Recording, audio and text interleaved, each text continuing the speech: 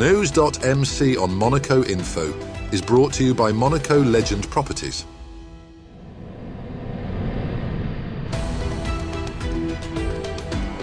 Bringing you news on Monaco's economy, culture, sports and more. Welcome to NEWS.MC, your English rendezvous on Monaco Info. Coming up on NEWS.MC, discover past week's top stories and meet the people who make Monaco. My name is Olivier Wenden. I'm the CEO and Vice Chairman of the Prince Albert II of Monaco Foundation, and you're watching NEWS.MC on Monaco Info. What's been making headline in the past week? Tadej Pogačar secured victory at the 4th Beking Criterion in Monaco on the 24th of November, capping his remarkable 2024 season.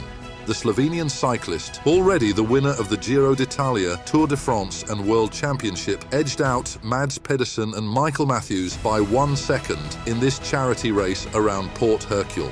The event, promoting cycling's health and environmental benefits, also featured a family-friendly ride and professional versus amateur races. Beking Monaco also inspired local young people with pro cyclists visiting École des Revoirs, encouraging cycling as both a sport and sustainable transport, aligning with the Principality's commitment to a greener future. On November 24th, Monaco's Salle des Étoiles hosted the World Rugby Awards under the patronage of Her Serene Highness Princess Charlene. Marking its 4th time in the Principality, the event celebrated global rugby achievements across 14 categories, spotlighting French dominance. Antoine Dupont made history as the first player to win both Best Rugby Union Player and Best Rugby Sevens Player, emphasizing the team effort behind his success. Jérôme Daré, coach of France's Olympic champion Rugby Sevens team, was named Best Coach, while Nolan Le Garrec earned Try of the Year. Public and jury votes determined winners, including the Dream Team. The ceremony reinforced Monaco's role as a premier destination for world-class sporting events and international athletic excellence. The Monaco population census highlights the Principality's evolving demographics and housing trends. As of December 31st, 2023, Monaco's population reached 38,367, a 2.8% increase since 2016, with 5,000 more residents added over this period. The population density remains among the highest globally at 18,445.7 residents per square kilometre. Women represent 50.8% of the population, with an average age rising to 47.1 years. Monaco's diverse community includes 141 nationalities, with Monegasques becoming the largest group for the first time, accounting for 23.9%, followed by the French, Italians and British. Employment is robust, with over a third of residents aged 18 to 64 working locally. Housing developments total over 21,000 units, reflecting ongoing growth. This census reaffirms Monaco's dynamic, multicultural identity and innovative statistical methods. On November 23rd, the graduates of the International University of Monaco celebrated their achievements at the Grimaldi Forum in a ceremony filled with both pride and joy. Attended by families and university staff, the event honored students who train to excel in finance, international management, and sports management, fields integral to Monaco's global identity. Representing over 70 nationalities, the ceremony showcased RUM's values of diversity, innovation, and academic excellence. Established in 1986, RUM offers specialized programs that prepare graduates for high-value industries.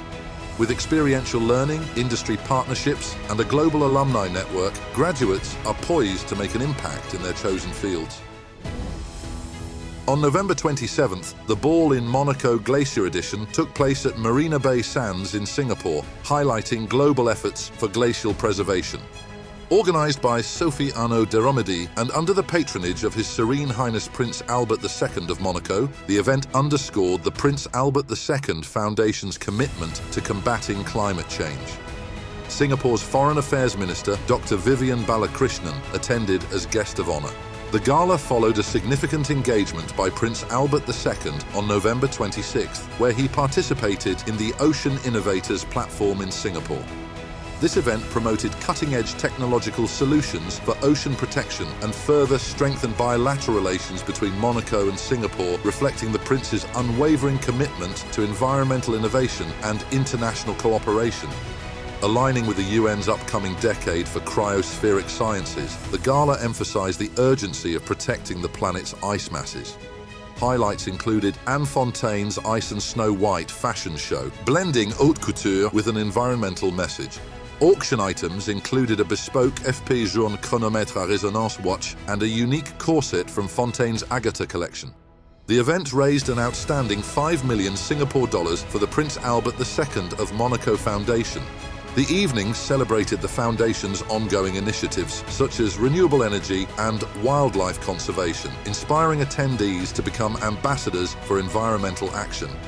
The gala reaffirmed its role as a key event in the global fight against climate change. The Women's Rights Committee convened at the Ministry of State on the 23rd of November for a significant working meeting focused on combating violence against women. Attendees included government officials, civil society representatives, and service providers supporting victims of abuse. Minister of State Didier Guillaume emphasized the princely government's unwavering commitment to defending women's rights, noting the global and local urgency of addressing domestic violence. Public safety records revealed 49 cases reported in Monaco as of November 1st, reflecting a rise compared to the previous year. The meeting fostered dialogue and collaboration among stakeholders, reaffirming Monaco's dedication to supporting and empowering women.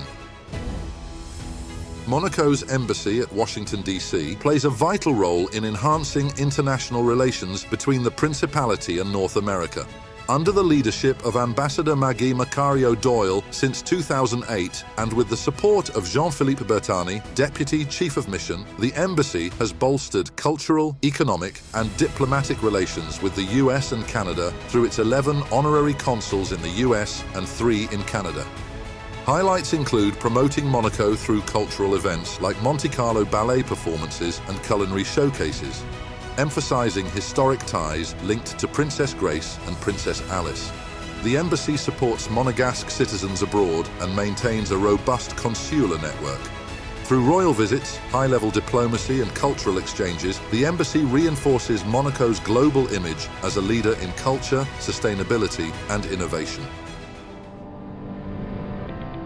AS Monaco fell to a heartbreaking 3-2 defeat against Benfica in a dramatic Champions League clash at Stade Louis II. Despite goals from academy talents Elias Ben Seguir and Sungutu Magassa, Monaco conceded twice in the final minutes after Wilfried Singo's controversial red card reduced them to 10 men. Ben Seguir's first Champions League goal gave Monaco an early lead, and Magassa's 63rd minute strike temporarily restored their advantage. However, late goals from Arthur Cabral and Ziki Amdouni secured victory for Benfica. Despite the loss, Monaco remains in the competition's top 8 with one league phase game left and now turns their focus to Marseille on December 1st. Next up, our exclusive interview with the personalities making the Principality. My name is Olivier Wenden. I'm the CEO and Vice Chairman of the Prince Albert II of Monaco Foundation. I grew up in Monaco, and I always had a strong passion for diplomacy. And already by then, the challenges of the environment and sustainability were pretty core into even my studies. Environment, I can't say that is a passion, it's a main concern. You know, when you go hiking with your parents or grandparents, and that you see the destruction year after year of nature, coming or starting with plastic pollution on land but also at sea, you figure out that we have so badly damaged everything, from the soil to our forests to our fish stocks, that even the insects start to disappear. And that was one of the leading reasons for me to also join the foundation 10 years ago when Mr. Fautrier, His Excellency Bernard Fautrier, who was at that time the Vice Chairman and CEO, called me in. I immediately said yes to work for this noble cause, noble institution, but also, and that was always a driver in my career,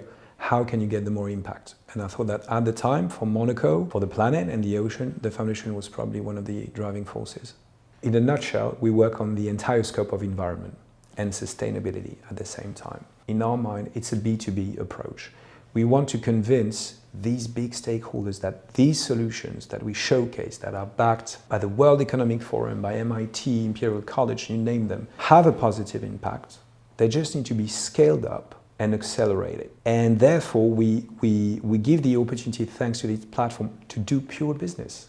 I would say the way we operate is, yes, we will continue to fund projects, but we are also a global player. And in that case, we need to pool the money. We need to convince the financial institutions and businesses to shift their mindset, mainly. If you have these solutions, we believe in them. Now let's invest in them and bring to the table other LPs. Hence the launch in 2023 of the Ocean Fund, which is a venture capital private equity fund based in Luxembourg, and it is a joint venture between Monaco Asset Management and the Prince Albert II of Monaco Foundation, precisely to try, at a very humble level, to bridge the gap between existing finance for the sustainable blue economy and the needs. We're talking about fundamental economic opportunities with cherry on the cake, a very positive impact on the ocean.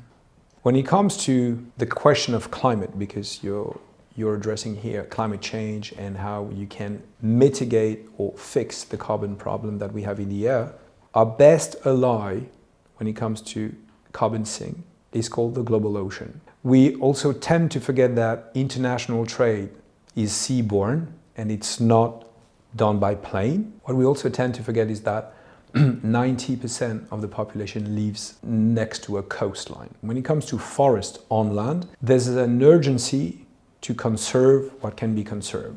I think we reached a level where only regenerative projects can be valuable. That means that we went so far in the destruction or the impact on the natural assets that we need to promote scientific solutions that would help rejuvenate what has been destroyed. Our vision there is to support scientific research that analyze the impact of geoengineering solutions on the ecosystems. I'll give you a very recent example. We are currently financing a research program to assess the impact of alkalinization on certain species. Because what sounds like a good option, a good solution, may have even worse consequences. It's been 70 years that scientists have been warning the world about the wall that we're going to hit if we don't steer the wheel in the right direction. Okay? Did that work? No. And again, what is really working, if we want to embark the more people, is investing, creating economic opportunities. And today, the only answer to that is private sector. And of course, when it's backed by public international regulation, it goes faster. When we're all working in the right direction, it goes faster and probably better. But we need to start somewhere. We can't just sit and wait. We have to act. And that's when the private sector, if you have a sustainable model, can listen to you and make the change happen.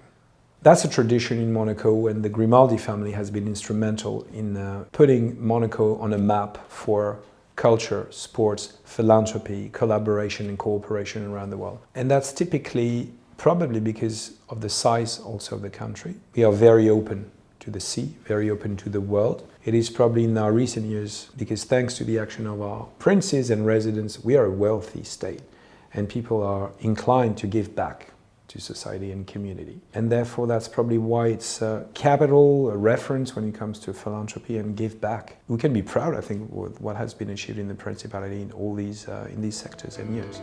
That's all for today. Thank you for watching NEWS.MC, your English rendezvous on Monaco Info. Discover the full interview and more stories on our websites, NEWS.MC and MonacoInfo.com. Next week we will receive Zhang Zhang, member of the Orchestra Philharmonique de Monte-Carlo. This show is intended to provide a summary of the past week's top stories for the English-speaking audience. For daily and real-time news updates in English, please visit NEWS.MC and subscribe to our free daily newsletter. For French news, visit MonacoInfo.com. This show was brought to you by Monaco Legend Properties.